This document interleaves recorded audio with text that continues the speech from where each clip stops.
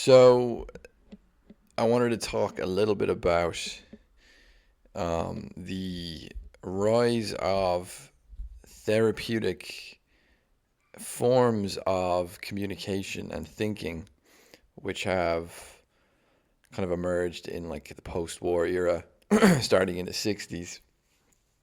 Um, there was a guy who set up a commune. I think his name was Otto Mule in Austria, and he took Wilhelm Reich's um, kind of theories on the deregulation of libido, and he kind of set up a little cult. And the way this normally ends is the the guy who sets it up kind of acts as this slightly funny. It's funny because they're not primal in a physical sense, but they sort of act in this kind of way of monopolizing certain social relations, and then certain sexual social relations, and then eventually something bad happens, and he was basically sent to jail. This guy Otto Mule, he was sent to jail for some sort of sexual interactions with minors, and um, this is a good archetype for something we might call. This is perhaps a very critical example of something we could call the therapy king, and that's opposed to the philosophy king like Plato. The therapy king.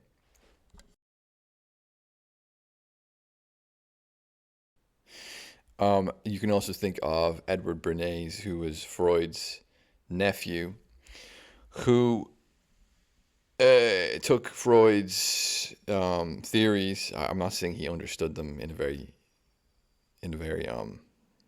deep level, but he took these theories and he went over to America, and he sort of spent his time. I don't know how he managed this, but he spent his time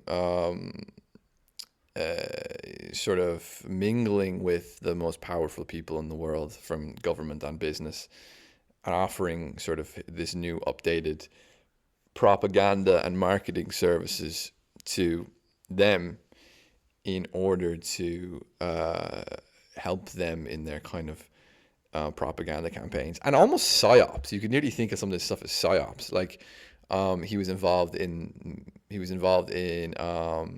an effort to get.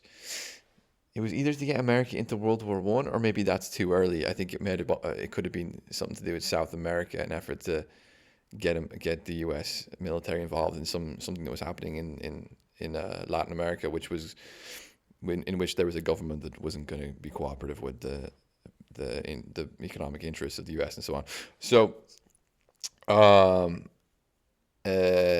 these are almost sort of archetypes we could call the therapy king, in the sense that, if you think of Dugan, for example, as a sort of philosophy king type person, in the sense that he has the ear of people in power, even if he's not in power himself, he has the ear of people in power in Russia. To what extent is debated, but to some extent anyway. But the West has gone down a route of the therapy king in someone like Bernays, or someone like in the kind of communes set up around a kind of primal therapeutic father who's using therapeutic modalities. And there's even these celebrities, these kind of therapeutic celebrities like Dr. Phil, or I don't know, if you're not from the UK, you probably don't know Jeremy Kyle, but Jeremy Kyle is the sort of person you'd want to shoot into space on a catapult, um, to never to return. That kind of person, and I want to even maybe talk a little bit about Jordan Peterson, because I think Jordan Peterson is another good example of a sort of therapy king.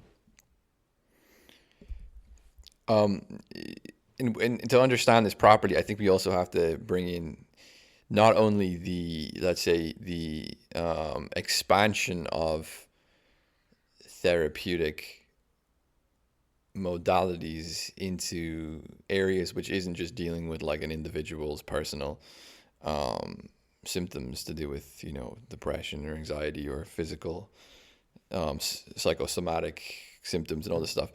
Um, it's dealing with, management. It's dealing with marketing. It's dealing with propaganda. It's dealing with, um, in the case of Otto Mule, it was dealing with, it was kind of the attempt to restructure an entire social order it was a sort of under like the entirely therapeutic premise, almost like the law of therapy or something.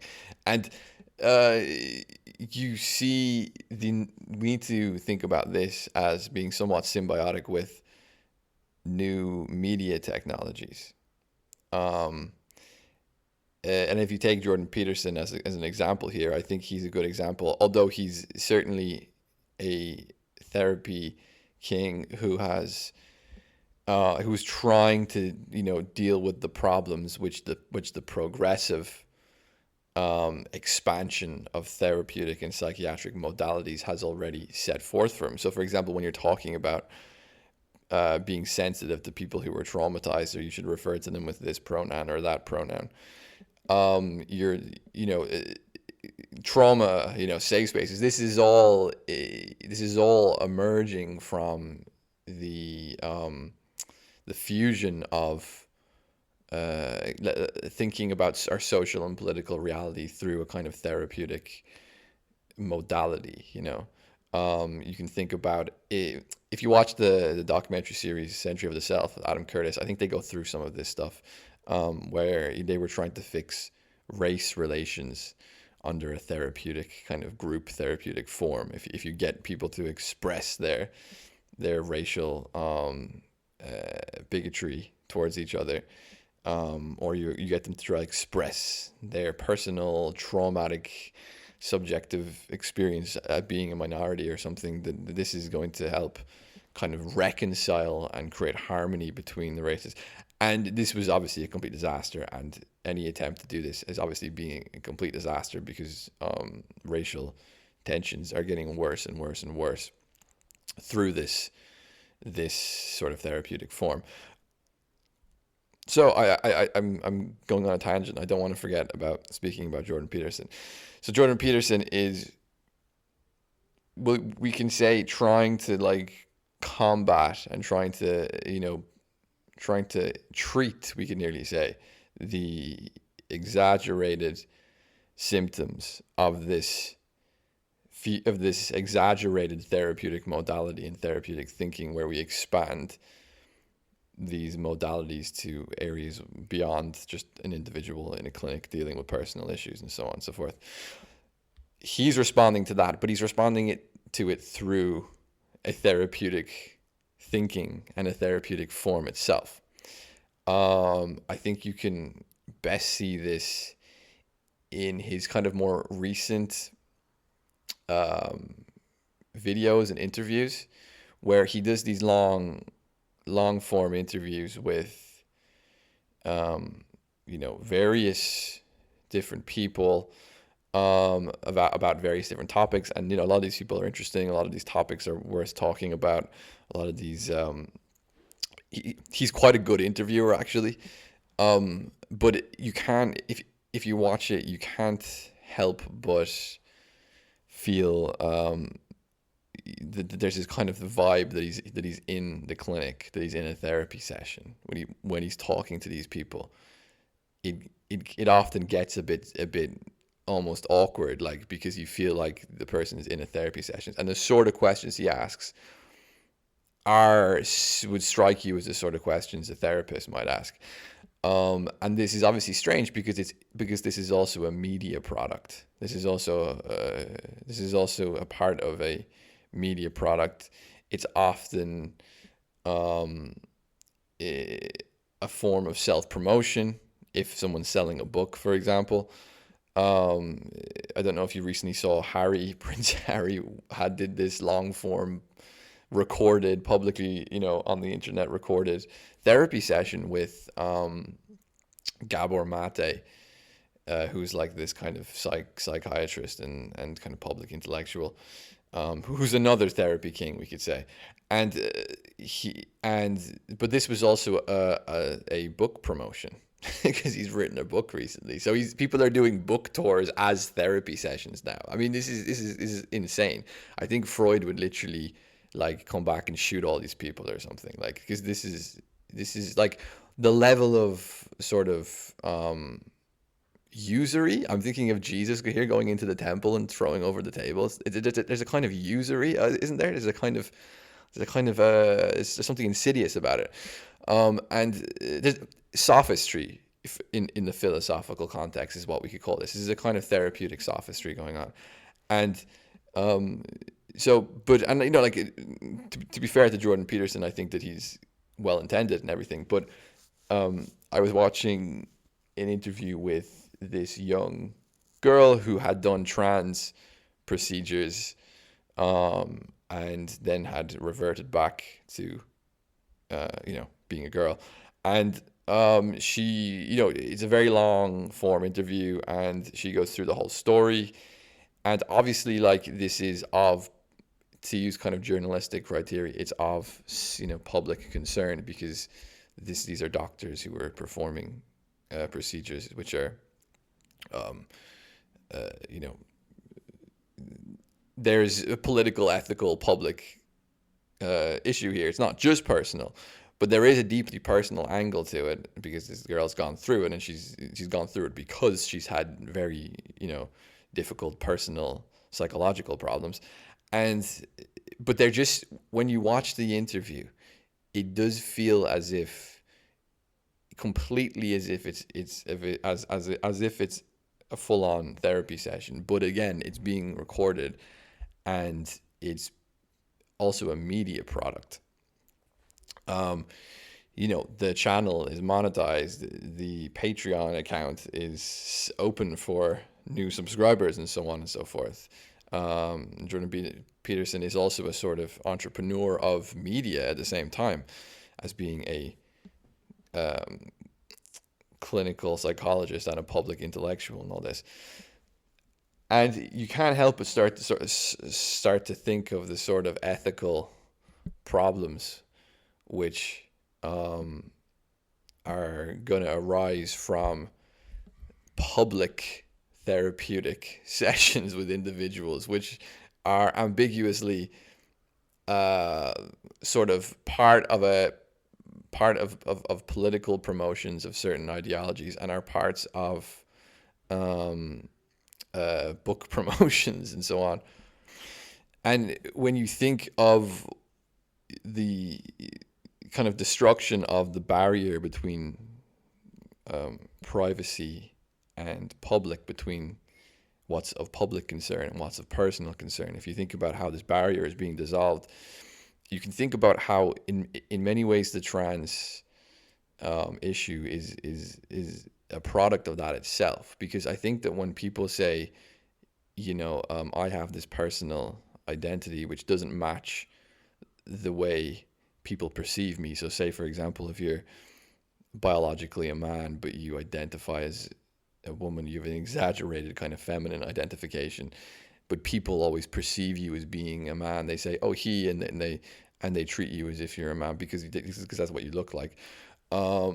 This is almost unbearable for people nowadays, and I wonder why. Because it was never the case that people never had sort of gendered conflicts or something, and people have had, probably for a very long time, have had conflicts about this stuff, but they didn't care if people in the public arena didn't perceive them exactly the way they perceive themselves in their personal inner world, if that makes sense. Like, it wouldn't matter to people 30, 40 years ago if you kind of thought of yourself in a very feminine way, but people said to you, "Oh, he," like, it wouldn't matter. Like, it just wouldn't be an issue.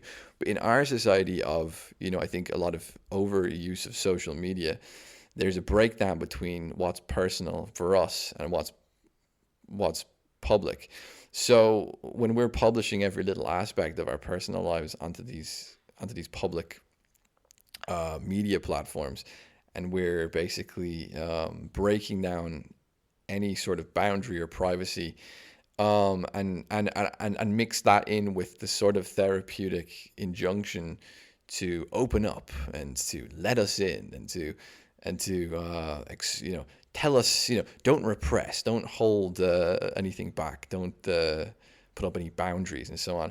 If you mix those two things together, there's this sort of constant demand that your inner world and how you are perceived in the outer world are sort of should be the same thing. They should be the same thing. If there's any difference between those two things, that's wrong. That's bad. We have to fix that. This is the kind of message which you get. And I think that even though I think, I would agree with a lot of the criticisms of the trans procedures and stuff, but I think that going about, like talking about this publicly as a media product with no kind of awareness of what is a person, like no separate awareness over what is a kind of discussion over like a public moral political issue and what is a kind of therapeutic revelation of personal struggles or whatever, I think is itself a part of the problem. Like, you know what I mean? It's itself part of this problem, dissolving this boundary, which is creating these problems to begin with, at least in my opinion, anyway. And this would make sense why Jordan Peterson was so offended at the anonymity of people online, because what is anonymity online other than the complete rejection which is typical to a kind of social media and therapeutic age, where your inner world and your outer public perception should be the exact same thing. It's like, no, I'm I'm Frank from and I have my personal life is just this boring thing, but online I'm Bronze Age pervert, or I'm one of these ridiculous identities. There's within the kind of anonymous internet personas, there's a subversion, I think a very healthy subversion and a very good rejection of this gross insistence that your inner world is for public consumption, that your inner world should match your outer public image and so on. I think that the anonymity of people online is very much a resistance against this.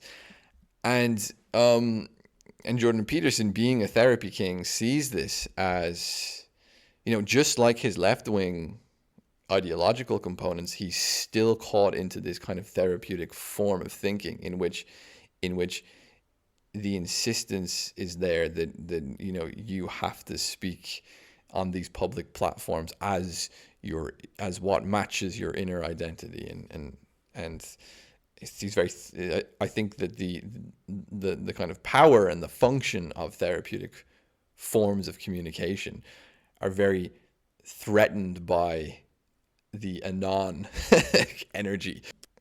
So thinking about like anons, I wanted to posit perhaps like an antagonist in this little story against the therapy kings. An antagonist, to use kind of Jungian terms, an archetype almost of the modern world,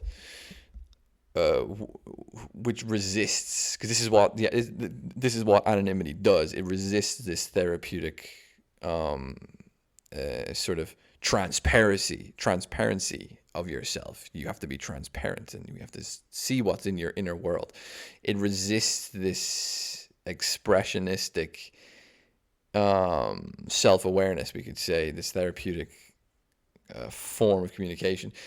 And I think that if you think about what the archetype of the modern world which resists this the most, it's the angry young man figure.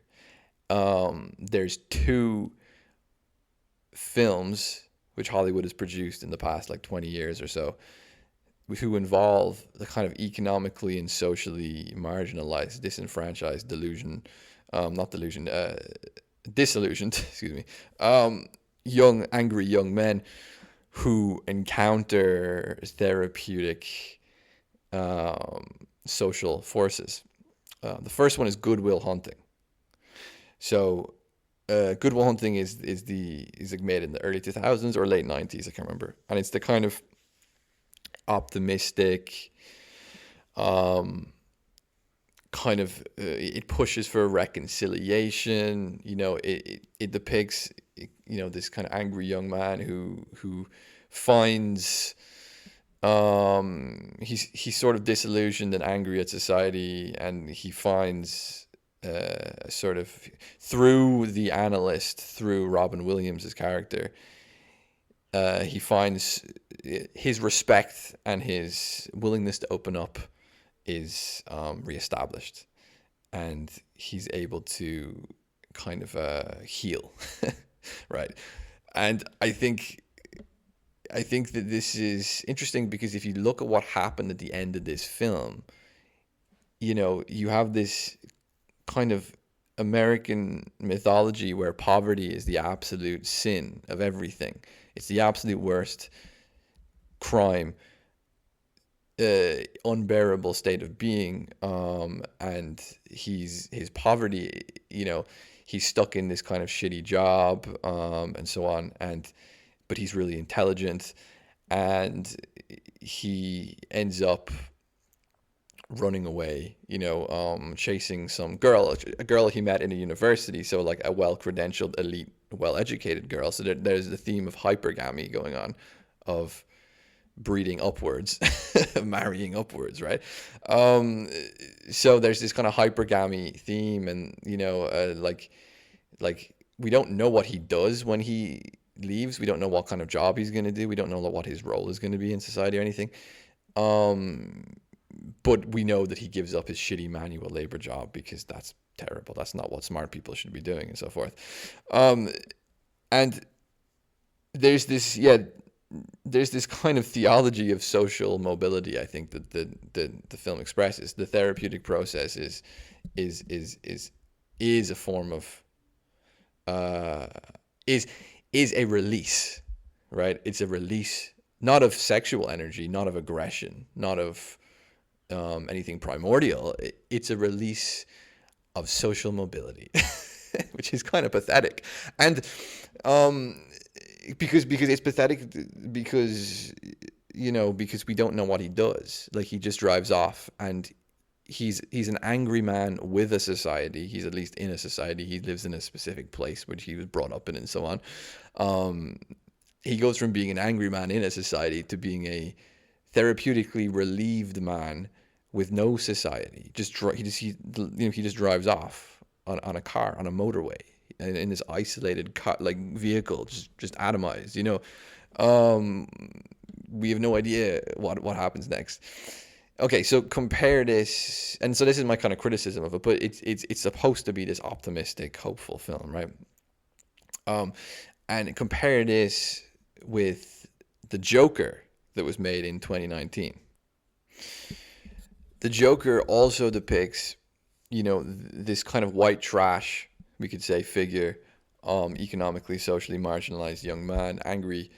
Um, there's normally the theme of being fatherless. There's a kind of bastardization of these men. They don't really have, um, any apparent father, and they sort of search for that father figure. And in Good Will Hunting, the father figure becomes Robin Williams. Um,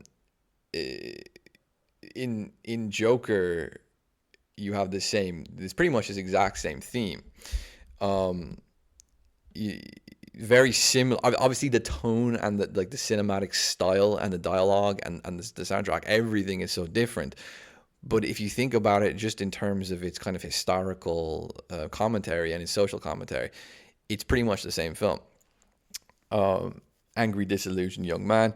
Um, Turns out they're both adopted. They're both without any sort of, place or legitimacy. And uh, so he goes through the same sort of therapeutic, um, attempt to kind of reconcile his anger and find a place in society, and so on. Except for in the Joker, the therapeutic, um, services you meet are just completely opposite to what you meet in Good Will Hunting. They're cold, detached, incompetent, uncaring, idiotic, and so on. And the sort of father figures that you encounter is similar. So instead of encountering someone like um, Robin Williams, he encounters these sort of like pseudo father figures that are sort of celebrities at the same time. So you have Thomas Wayne, who's like the king of Gotham, and you've got that chat show host played by Robert De Niro, and there's this one great scene where he's watching Robert De Niro um, uh, do one of his late night talk shows, and he imagines himself in the studio. And he imagines himself in the studio, and then he imagines like Robert De Niro making a personal recognition of him and asking him, like about himself and giving him this kind of fatherly approval that he desperately wants. And then, of course, what happens at the end of the film? Both of these father figures are killed, by one of them by the Joker himself. And before they're killed, you experience this like raw, exploitative, gross like sort of dismissal and disrespect from these father figures when he actually encounters them without the screen being in the way. When he actually encounters them fully, they treat him with contempt, right? They treat him like with disgust. They're like, "Ew, get out of my way!" Like he's just a kind of comical object for them to make fun of or to abuse or push aside. So you have this destruction of this theme, which is set up in Good Will Hunting, of this sort of reestablishment of paternal sympathy. What you see in the Joker is actually that there is no father, like there is no king, there is no order, there is no reconciliation, because these are kind of fraudulent figures. They're media products. They're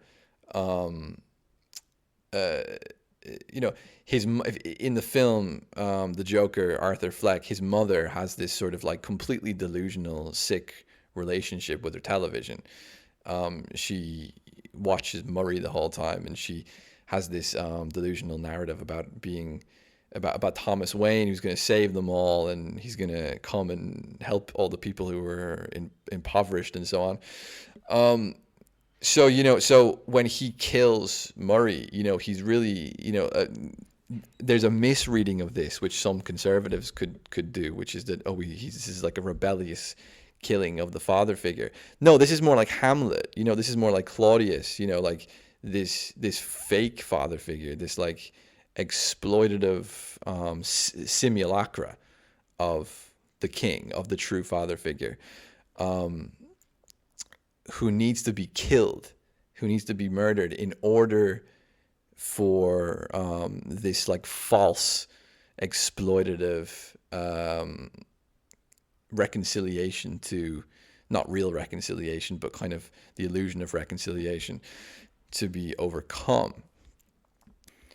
The incompetent social services that try manage Arthur's rage, his anger, the sort of paternalistic media figures that try, I think, like emotionally manage a deeply degenerate and infantilized and hopeless, ultimately, society of people like Arthur's mother, who just have this completely infantile and like dependent relationship on these people that don't give a crap about them. Unlike in Good Will Hunting, where the therapeutic form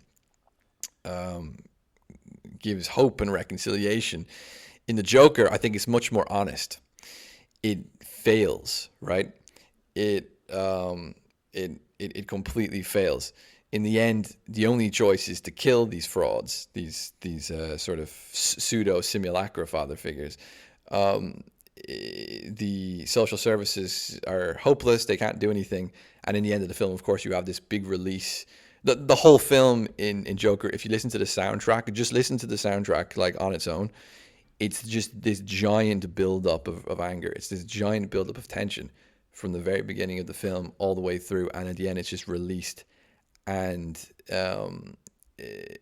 it's this complete explosion. And of course, you have this riot, and of course, everyone's saying this is very similar to Trumpism and so on. There's this kind of release of anger into the public sphere, which is supposed to have been controlled, or supposed to be go through some sort of form of reconciliation, which perpetually fails. So I think that you have this brilliant social critique going on of the stupidity and even the exploitativeness of this power of therapy kings, basically. Now, I'm not saying this to like dismiss all the theories of psychology and so on. I think, Freud, Lacan, these are incredible thinkers who have offered brilliant insights into human nature, human psychology, and so on and so forth. I'm simply saying this to point out the unchecked, unregulated expansion of a therapeutic modality, which seems to cause more harm than it fixes, and so on. It's taken on a kind of very managerial, somewhat insidious, kind of technocratic, somewhat even total, kind of authoritarian in its own weird way, sort of logic. And there's a great book by a Lacanian psychoanalyst called Rob Weatherhill, and he has a book about the last illusion of.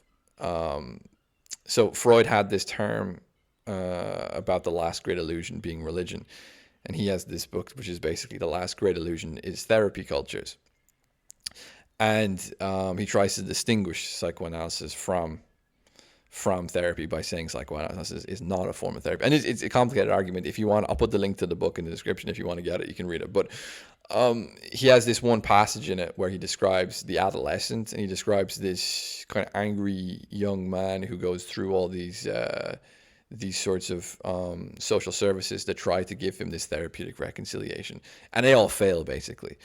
And I think that there's something within the kind of archetypes of modernity, we could say, of the angry young man figure. And he's such a problem for modern society because he keeps negating and obfuscating and subverting the attempt of a sort of therapeutic reconciliation with society, which is simultaneously, I mean, maybe to make a sort of Foucauldian point nearly, which is simultaneously a form of power. It's a form of control. And I think this is extremely important because I think that, we should think of the angry young man as an entirely different archetype to every other form of social discontent that there is. It's something which is, it can't be fixed through economics alone. It can't be fixed through any sort of medical management. It can't be fixed through a kind of a cheap form of delusion. It's something which keeps subverting all these attempts at control. And I think that you see this given the fact that so much of the breakdown of the symbolic order, I think, refers to this. So the breakdown of symbolic order, basically, we could think of this as something like the breakdown of legitimacy. Again, think of Hamlet. What you have here is like a fraudulent king, like a fraudulent authority. That there's something symbolically wrong. It's incestuous. It's the language used in Hamlet is incest, villainy. It's rot. There's some deeply ethical sort of degeneracy going on within the authority. So the typical history of modernity through liberalism is basically that, you can get rid of all the kind of symbolic, ethical, first principle styled contentions between people, because these lead to conflict and so on, and you don't want that. You just need a sort of impartial judge to keep the laws being adhered to, and to keep things functioning on a sort of material economic level and so on and so forth. But issues such as legitimacy, such as divine right or legitimacy, issues which pertain more intimately and directly to the symbolic order, we've told ourselves basically that we can abandon this, that we can give this up. This is superstitious, it's silly, it's irrational, it leads to conflict and so on. And I think what you see through these films like The Joker is that actually, no, you can't abandon this. You cannot give this up for the sake of vulgar legal and economic management, and sort of an increasingly biopolitical management and even surveillance of people's lives, just to keep order. There's this sort of a rot, to put it in the kind of Hamlet terms. There's a rot not just in Denmark. There's a rot within the entire media infrastructure of illegitimacy. And it would probably be the case that every other sort of demographic of people, old people, women, marginalized identity groups and so on, are all children, are all satisfied basically with the with the breakdown of the symbolic order in favor of kind of money and power and convenience. That they're more okay with it. But there's something about the angry young man archetype in modernity, who's intimately aware of this breakdown of the symbolic order in a way in which any reconciliation with that breakdown is impossible, right? So you also have this theme of the end of history. I'm ranting now, so I'll stop in a minute. But you have this theme of the end of history as well, which is also a product of the breakdown of certain authority, of a breakdown of certain symbolic order. But it's never replaced. You never have a replacement order, right? We live kind of perpetually, and this is a theme which, people like Mark Fisher and hauntology picked up on, this sort of purgatorial state, where there's a sense of illegitimacy, there's a sense of, he wouldn't say illegitimacy, but he would say there's a sense of a lack of historical becoming. We're stuck in this kind of temporal non-reality, a kind of non-world, which is yet to move on to the next stage to reestablish a symbolic order, we could say, which could replace the old one. This never happens, and I think that what you see in our societies at the moment is that there's an attempt to kind of technocratically manage that breakdown of a symbolic order in order to teach us how to live in that breakdown indefinitely, without a replacement or without a return. There's a theme of kind of stewardship. We don't have kings anymore. We just have these stewards which sit indefinitely, on the throne, we could say, trying to tell us that we should live without a king. And a king just means, I don't mean like a literal king necessarily, but just an authority which is within a symbolic order, and not just a kind of managerial authority and so on. So this theme of this anger which gets released again and again, we could say is that which refuses reconciliation. It doesn't believe that it's possible to live within this breakdown of a symbolic order without it being returned to, or without it being replaced indefinitely. That's kind of an impossibility. And the therapy kings, I think, are people whose power have emerged out of this breakdown, but don't want the return or the replacement of the symbolic order to happen. They're a kind of stewardship power, you know. They're a sort of power which desires to teach us how to live within the symbolic breakdown without actually addressing it fully by replacing it and so on. So it's so that's just a few thoughts on that, and it's going to be interesting to see how the kind of politics of psychology develop in the next few years. Anyway, if you haven't subscribed before, give me a subscribe. Thank you.